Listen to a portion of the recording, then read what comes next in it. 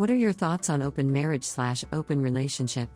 I've been in an open marriage since October of 2016, so I can speak with a bit of authority on how they tend to be. First off, most don't work out. There's a lot of people in the lifestyle that are in it for the wrong reasons. The typical one is they're trying to use other relationships to bolster the weakest parts of their main relationship. Which is like putting duct tape on a hole in the wall. It's obviously a shit fix, looks terrible, and doesn't really solve the problem. Second, the jealous one is almost always the man. I say this as a man myself. There's a bit of gray area here also. A few years back my wife was going on dates a couple times a week, and then we'd do stuff with friends on the weekends. So we stopped having time, just the two of us. I confronted her, we talked, and now we have limitations. We work through our problems instead of ignoring them. Which brings me to my third point, rules. The only way this works is if you have guardrails on what is okay and not okay. If you can't agree on it, then don't fucking do it. Women are obviously at a huge advantage in this type of scenario because there's way more guys looking for action than ladies. This is also why I think the guys tend to get more jealous than the women. Some tips: give your partner veto power, but also don't abuse said power. I usually don't have any issues with the guys my wife is with because her and I typically hang out with couples and just swap with them. But having veto power gives comfort to both parties if something feels off. Also, don't try to be equal. For example, don't set a rule to be they can only go out as often as you have. It creates a weird scenario where one person may never do anything and then the other can't as well. Which always leads to problems. Lastly, you have to communicate well with all parties involved. You have to get tested. You have to get tested. And yet again, get tested. You want your marriage to blow up? Give your spouse an STI you got from someone else. If you're looking to dip your toes in the water, try to find a local polyamory group or swinger group. There are a few apps also, but they're pretty hit and miss. Also, if you're young and attractive, try to find groups with very strict no touching and consent rules. There's a group in my area that's notorious for looking the other way when guys, and sometimes girls, literally sexually assault others. It's not for me. I'd be far too jealous to share my wife with anybody. And to be perfectly honest, I'm perfectly happy not playing the field. That shit is too exhausting. I have no trouble only fucking my wife until I'm too old to do it anymore. I also don't think it's advisable. I get it. There are a lot of people out there, change can be fun. The buffet of life and all that. But you're introducing additional points of failure into your relationship, and you're watering down the intimacy of your relationship. Kissing is for my wife and I only. Fucking is for my wife and I only. Oral is for my wife and I only. And all of those other things that go along with it. Something that only we share. To share that with a bunch of other people, it just makes those things less special. And I really don't get the point. So what? Your roommates who bang and maybe have children? Because that's essentially what it boils down to. Two people who split the bills, and fuck each other and other people.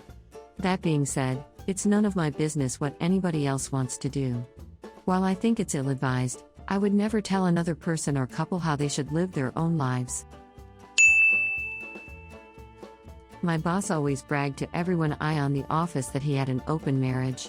I got transferred to Seattle and discovered that he had a mistress in Vancouver, BC, Mindy, so he would come up every month to meet with me, which involved me picking him up at the airport, taking him to my office, going over the books for 10 minutes. Then Mindy would pull up, honk, and he would jump up like a puppy and run out to her. I wouldn't see him again for a month. My secretary became friends with his secretary, and his secretary was friends with his wife, but hadn't heard his open marriage story. My secretary eventually told her about Mindy. She told his wife, who happened to be a paralegal for a divorce attorney. I heard this part of the story later from my secretary, who heard it from who heard it from the wife. So his wife arranges for them to go to Cuba on vacation. They were Canadian citizens, so they could, at an all-inclusive resort. They are at the swim-up bar having drinks. She says she has to go up and take a nap. A few hours later he goes to leave the bar and sign the tab off to his room. The bartender tells him he can't, because he is already checked out. He checks with the front desk. His wife is gone and taken everything with her. His wallet, passport, credit cards, clothes, everything. He has only his swim trunks and his watch. He has to sell his watch to have something to live on because it takes him 6 weeks to get a replacement passport and access to a friend in South Africa that will loan him enough to get home to California. When he gets home, his wife has sold their house, she had power of attorney, and moved back to Ontario. Because he was gone without asking, he lost his job, although I suspect she had a hand in that too. The rest of this I found out from him and later, a mutual friend. He moves to Vancouver to move in with Mindy. Turns out his wife had called her and told her that he was now broke and jobless, so Mindy dumped him. He found a shit job in Vancouver, but hated it and eventually pinned a note on his jacket, parked in front of Mindy's house, and ate his shotgun. Open marriage. Questions to the question. Are we not all just subject to societal or religious norms on what defines a marriage/relationship? What really drives the need specifically for monogamy? If two people that want to spend their life together also want to share that with other people they enjoy time with, and it works for them, then why not? We all have friends we make time for, but if there is a physical connection, we are driven to believe that's not acceptable? My opinion only, not right or wrong, just based on my specific circumstance is this: I personally enjoy new experiences and also wish my partner had more experience with other people before me. With kids, work, and just everyday life in general, I would be hurt if him or I neglected our family for those important time opportunities to be present. But if those priorities are not neglected, then by all means go do you. Have a good time with whatever that entails, obviously, consensual and not harming others. If we are committed to a life together and trust that in one another, then where's the harm? I'm sure many factors can affect the outcome though, so hindsight is 20/20, I guess. Ethical non-monogamy is not something to participate in to spice up a relationship, save a relationship, or make your partner happy.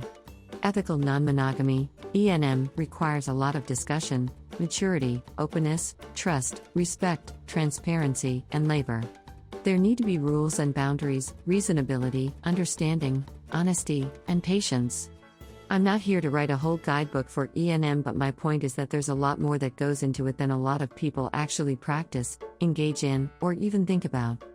A lot of people do it for the wrong reasons, refuse to acknowledge when it's not working out, misunderstand jealousy, don't experience compersion, pretend to be happy, get selfish, become manipulative, etc., etc. You'll find a lot of horror stories from people who tried open relationships.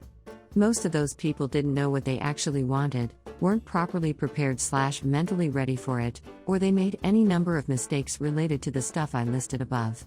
It's one of the greatest human feats of hubris I've ever seen that so many people who just shouldn't be ENM try it for the wrong reasons or without understanding what they're getting into and are just so shocked when someone or everyone ends up heartbroken/angry.